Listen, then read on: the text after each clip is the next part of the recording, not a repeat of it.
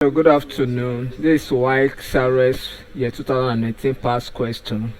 Question number 38 says, after the arrest of Jesus in the garden of Gethsemane, he was first taken to the courtyard of Dash.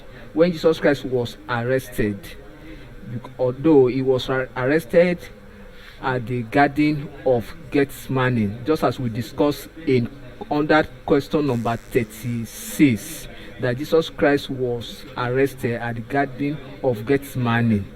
Then immediately after his arrest, the question is now asking us, where was he taken to first? The first place they took him to: A. Pilate, B. Caiaphas, C. Herod the Great, D. Herod Antipas. The correct option here is Caiaphas, option B. Although the Caiaphas is made up of the priests.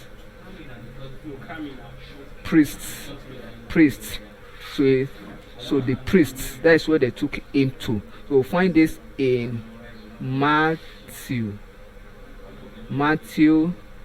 26 verse 57. Thank you and God bless you. Kindly subscribe for more of our videos.